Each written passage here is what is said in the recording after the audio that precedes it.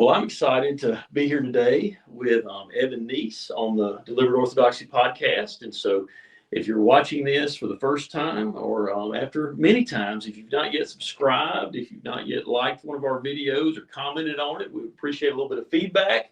Always appreciate you tuning in. And we're trying to have edifying conversations that will encourage the body of Christ. And certainly, I hope that's what this is going to be today. Evan. Yes. I hope it's going to be edifying, Yes. For all of us. And Evan's a pretty interesting guy. I've gotten to know him a little bit over the course of the last, year or so that we have connected. And so I just want to ask you a few things about yourself. Maybe you can tell us a little bit about what you do and those things.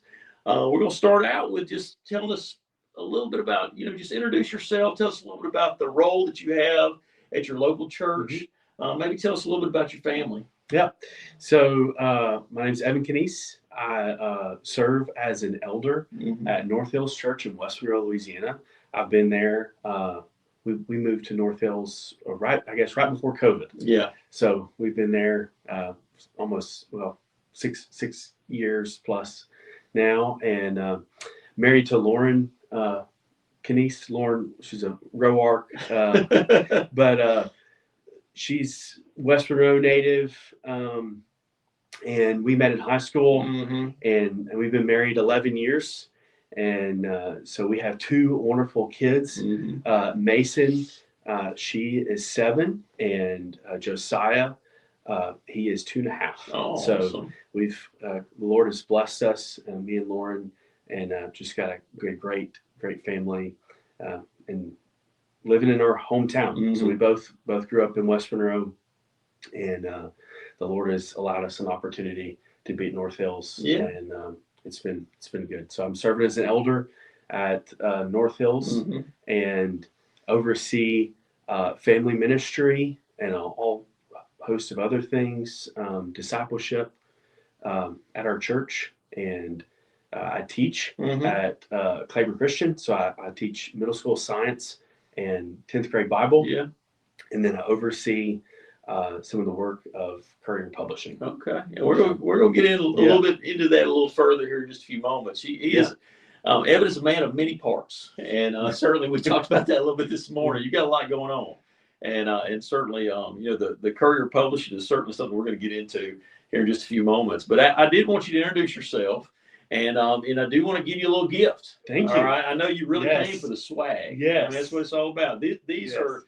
I want you to understand that I don't give these out to everybody. We had Tom Higgs, we had different guys on, that we do remotely, but I don't, we have a very low budget here. Okay. And so I can't, I don't have a budget for mailing. Okay. So I can't ship things, but if you come in the studio, all right, you get a Delivered Orthodoxy mug. And so there you go. This is great. So you drink Thank that, you so drink much. your coffee in that. Thank you so much. If it doesn't turn your stomach to see me and Brother Shad. Two of my favorite people. There you go. Shad and Paul. There you go. There we go. Yeah, those are a hot great. Commodity around here. So anyway. Thank you so much. Oh, absolutely. But you and I connected, I guess, maybe about a year ago or maybe a little bit less. And we connected, just you and Shad, I think, connected first. And maybe I met you and talked with you. And we were talking, I think then maybe a little bit about the Pillar Network. And if I can figure out their website, it's really user friendly, but I'm a poor user. And so I'm going to blame myself. But we might accidentally be a Pillar Network church by the time this airs. They did invite us. Yes. And we have tried to sign the covenant, but it just hadn't happened. So anyway, we're working on that. But anyway, it could happen. But we really connected, as a result of our hearing about the Pillar Network. And then I learned about your role with Courier Publishing. And so most folks probably in our area, they may not know they may not have heard of Courier Publishing. And so would you tell us a little bit about Courier and your role with them? Yeah, so Courier Publishing is associated with the Baptist Courier. So the Baptist Courier is the historic Baptist news for South Carolina Baptists. It's been around for over 100 years. It's very helpful for South Carolina Baptists, but they are the only Baptist news for the state that has a publishing arm. Okay. And so Jeff Robinson was hired a few years ago as the president and CEO of the Baptist Courier.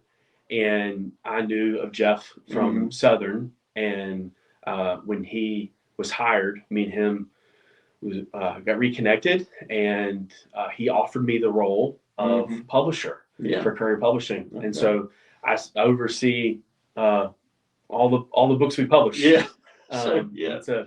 It's been great. I think being able to partner with South Carolina Baptists, and then to see our heart for South Carolina Baptists and beyond in that. And I'm currently in Louisiana, but the Lord, I think, has used Courier Publishing to help South Carolina Baptists and to help Southern Baptists at large. Yeah. Well, one of the things I've really appreciated, I've read several of the books.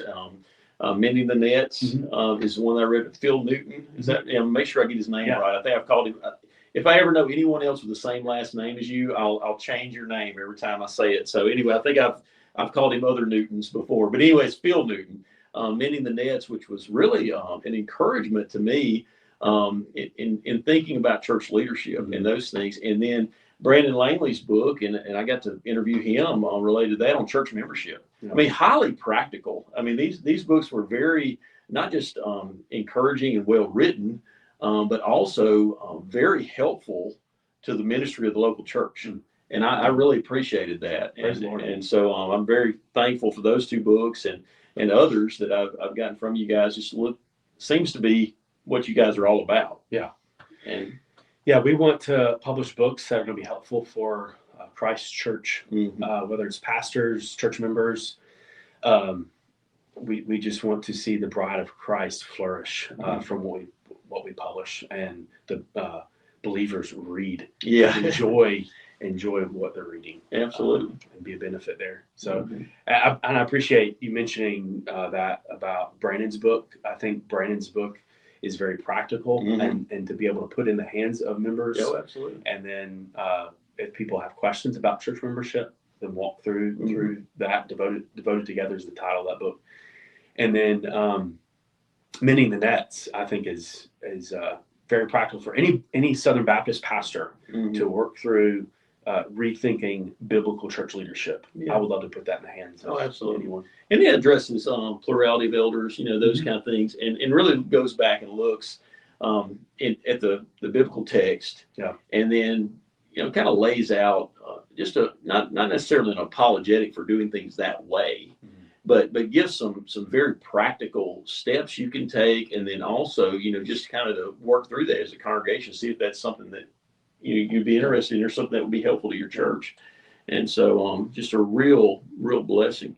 And I did pick with somebody. I think I was trying to figure out what your title was, and so I think they should call you like the Czar of publishing. I think that's what they're trying to get like a NCAA Czar right now for football or something like that. And so I think maybe you could be the Czar. I think we need to bring that back. Well, it'd be good. Whatever my title is, I'm just thankful to be a part of Courier and what we're doing, and I have a privilege of being able to work with pastors, and authors, and seeing their ideas and books take shape and come to life, and then being able to get a book in your hand that you thought of a year or two ago is just great. I mean, I think Baptist History for Kids by Tom Nettles. That was one of the first projects I wanted to do.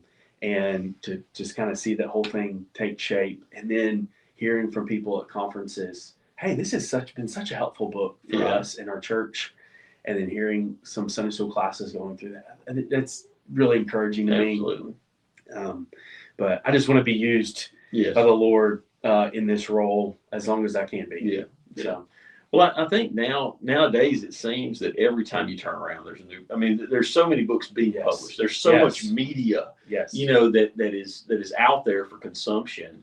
And so, what is your? I mean, when you're looking at, and I don't even know how people go about it. Like I don't have a book or anything. I'm not trying to get a book published, but if someone was, if I saw a need and I'm writing a book, or I have an idea for a book, like how would I even begin to do that, like as a pastor or someone who's, how would that process, what does that look like for you guys at Courier Publishing? For us at Courier, you can go to courierpublishing.com and find some of the emails on some of our emails listed there. But my email is eknies@baptistcourier.com. If you have any questions, please feel free just to email me directly. But we have some questions that they need to answer. Oh, yeah. And if their book is in agreement with the Baptist faith and message, because we're Baptistic, Yes. we're associated with the Southern Baptist Convention to an extent. Yeah. We want to publish in line with that and not in contrary to the Baptist faith and message. So there's just some questions they need to answer, Sure. and then maybe like a one-page overview of the book if they don't have the manuscript developed yet. If they have the manuscript developed, that's great. Obviously, that's a plus. Yeah, you go ahead That's a with plus to go ahead and have that. Yeah. And then that gives us a better idea if we would be the best publisher for them or not. But there are so many great ideas that people have, and we may not just be the best fit as a publisher for them. So I would love to help direct pastors, Bible-believing Christians to the best publisher. Absolutely. So if people have questions, contact me. I love to talk. And then if Courier is not the best publishing house for them, I would love to help in ways to get good books out there. Well, let's get back to that kind of niche that you guys are trying to fill. Yeah. Because that might help people that both would want to publish, but also those that would want to purchase, as well. Looking for resources. Because you and I talked about this a little bit. With there being so much media out there, and there's so much publishing going on, people are publishing and this and that. I mean, what are you guys at Courier? What is the niche that you're trying to fill, or what would be the type of book that you guys would want to put in the hands of a local church or local pastor or church folks? So we're going to be coming at our books from a Baptistic standpoint, but we want to have an approach of a warm, big God theology. Okay. We want to be gospel centered, and I'm not saying that in the sense of we're just using terms. Yes. We want the gospel to be clear in our books, and the people that read our books to rejoice in the work that Christ has done in our place, and we want that to be clear and evident through what we publish. So warm, big God theology, Baptistic in nature, and really, I mean, just that approach. We see a void in some of that in the publishing, and we think we can fill that void. So we have partnerships with Pillar Network. We published Churches Planting Churches. We plan to publish more with Pillar Network. Published Nate Aiken's book, Convictional, Confessional, Cheerful Baptists. Got that one too. I need to make sure we emphasize cheerful. Cheerful Baptist. But we could call it CCC Baptist for There short. There you go. But we want to work with a lot of Pillar Network pastors, and I love my brothers in the Pillar Network, brothers and sisters in the Pillar Network, and they have a ton of great ideas too. Well, but that's kind of the route in which we want to publish. We're working with other ministries like Practical Shepherding, and we've got a series coming out with them starting in the fall, and others like Preaching and Teaching and stuff too. Yeah, what even today, and just full disclaimer, you did give me a few books today. Yes. And so I was really excited about that. I just gave you a mug, and so I'm not going to tell you how much the mug costs, but I know the books cost more. But you gave me a few books today, and even in just looking at the titles of those books that you gave me. Now, of course, a couple of those, like I said, Men in the Nets, some of those I'd already read and have. But books on the ministry of the deacon, practical things within the body of Christ, church, figures in church history. Some church history there, and just really, those things that maybe our mainstream publishers aren't quite giving us quite as much of, but are so vital, to the life of the local church. And I don't think many times we don't get really excited about a book on deacons, and there's not as much published as we would like to have in the training of deacons, and then also the theology or the the doctrinal underpinnings of the deacon ministry and those kind of things. And so that's something that I see is, in the titles that I've seen, seems that y'all have been fairly intentional on making sure that those things kind of fit that niche. And so that niche there. So, and I think our authors see that too. Yeah. And so they approach us and they say, oh, there's nothing written on this. There's nothing really covering this. And there has been, I think, to some extent, a resurgence in some things, but not enough. Mm-hmm. I think we need more than one book on one subject. I think it would be beneficial for Christ Church to have a plethora, many books on the role of a deacon in the life of a local church. Yeah. So A Deacon on Purpose, we published that. I think it's helpful. But there's other books too that other publishers have published, but we need to publish more. Yeah. We need to publish more. Well, I mean, I think about, even when we were looking at and prayerfully considering our church polity and moving to a plurality of elders. Mm-hmm. We're talking about 6 years ago or so when we began that process. And I remember looking for books on Baptistic books, on elders, under eldership. And there was a few things from 9 Marks. Mm-hmm. There was a few things out there from 9 Marks, but also, then I had biblical, or I forget my goodness, and I've had him Biblical Church eldership, Stroud. Yeah. And of course that one is, been around forever. Mm-hmm. And Stroud's book has, and it's sort of the gold standard, but he's not coming at it from a Baptist background. Yeah. He's coming at it from more of a non-denominational Bible church, type background, and he served as an elder for many years in that way. And his view, there's certain nuances there, of course, that you're going to have, and they're not as congregational, and those things. And he had some very strong opinions about that. Even I interviewed him before, and he laid them out there. But it's a blessing to have more of those resources from a Baptistic perspective, and so that's awesome. That's awesome. Yeah. And so, and now you talked about a little bit about you guys being connected with Pillar. Mm-hmm. Okay. How deep do those partnerships go, or how did you become connected with them? I mean, it really just came out of us, me being an elder at a Pillar Network church. So North Hills, you guys will be the second. Well, we'll see. We'll see. Louisiana. I'm not sure. But we've been a Pillar Network church, I guess 5-6 years now too. So just from those connections and partnerships, and then when I got the role at Courier, just talking with Nate Aiken and Dave Keene and others there, I love them and I want to work with them. Yeah, and they're great authors. They are. So I think the partnership just came natural. Matt Rogers too, Phil. Just those conversations, it just happened organically. Well, that's awesome. That's awesome. Well, one of the other things I ran across, and I think I ran across it because you had written a blog or an article or something, related to some books that from last year that you thought were really they weren't all Courier books. No. Now, so he reads other things besides the books that you guys are publishing, and but a little, I guess, a website or whatever it's called, the King's Table. Yes. I ran into that there on Facebook. So tell me a little bit about the King's Table and what that's about. So the King's Table, it started with a desire when I was at Southern with some other guys from the South for us to make a website with some articles and resources to be able to encourage churches that we came from and people we know that were still ministering in the Southeast United States.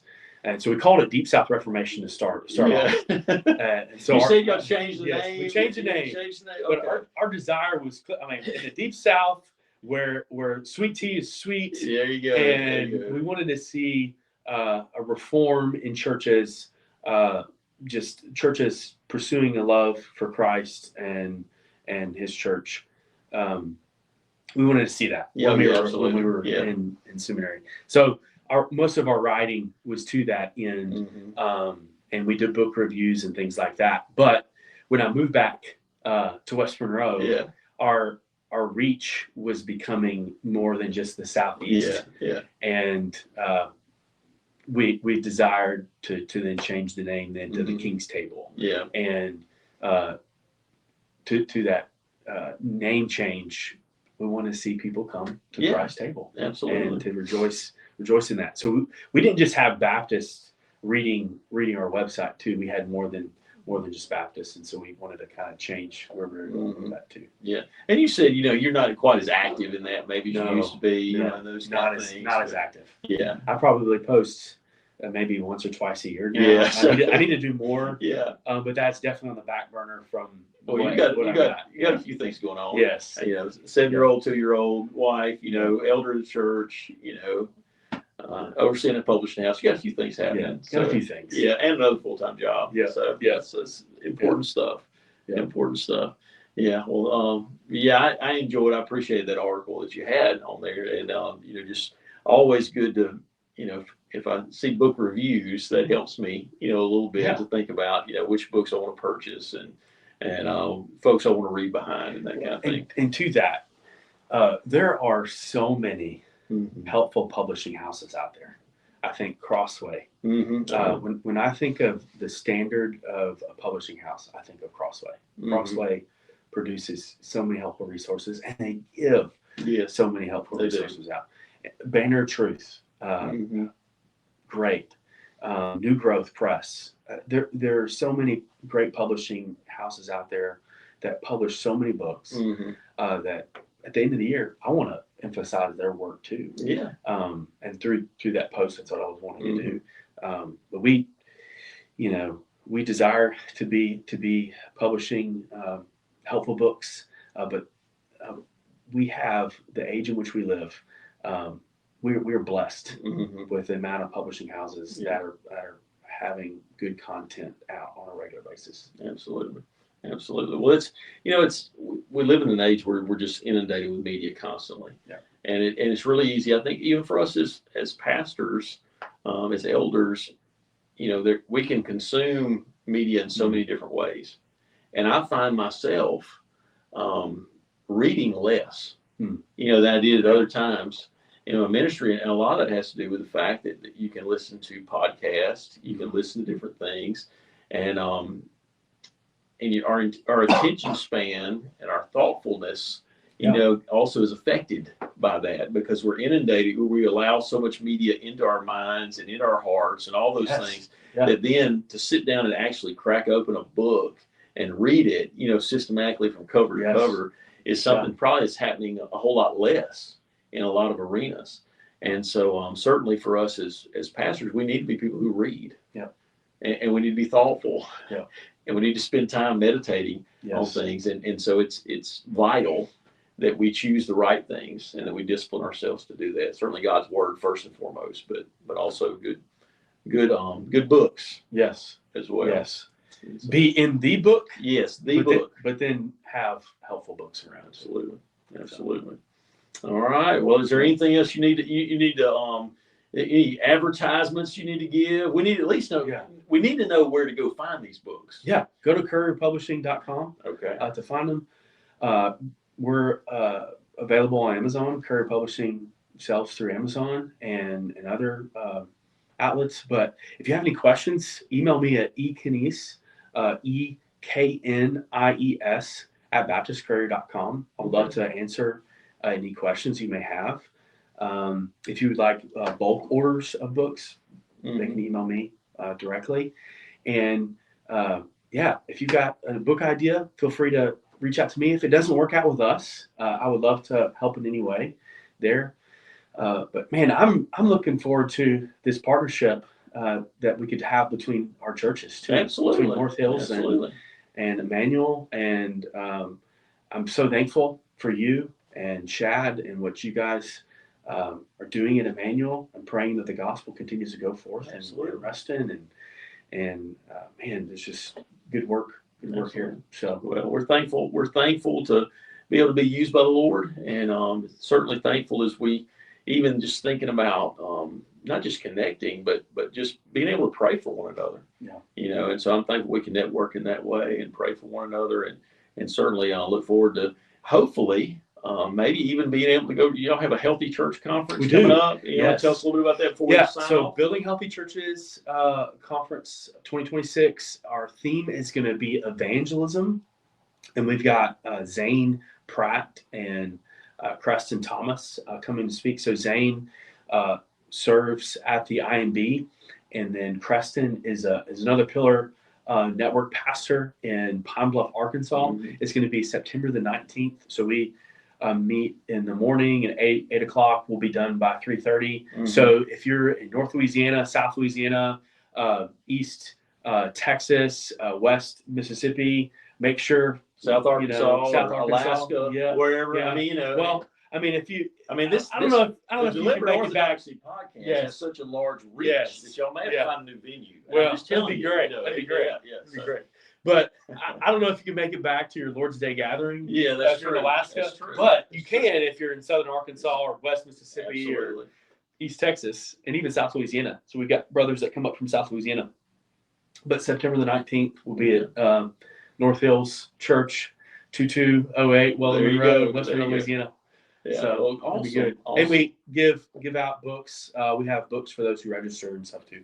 Awesome. It's just a Awesome. great time. Well, I hope to be a part of that again this year. And I Yeah. really was blessed last year to be a part of that. It was Yeah. a good time fellowship. Yeah. Maybe we can get you on a panel. Oh, no, I don't need to be Yeah. anything. I'm good. I'm good. Start asking those questions, man.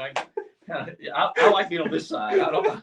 And so, you know, Brother Shad likes to interview me from time to time on here. He likes to paint me into a box or a corner, you know, and stuff. But anyway, I try to get out of those. Yeah, man. But anyway, thanks so much, man. I appreciate you coming on today. Thank you. All right. God bless you. Thanks for tuning in. And again, if you haven't yet, subscribe, like, share. Get this out to more people. We're just trying to encourage the body of Christ and certainly have edifying conversations that help us see what others are doing and how Christ might do the same things in our churches and our lives. God bless you. Amen. Thank you.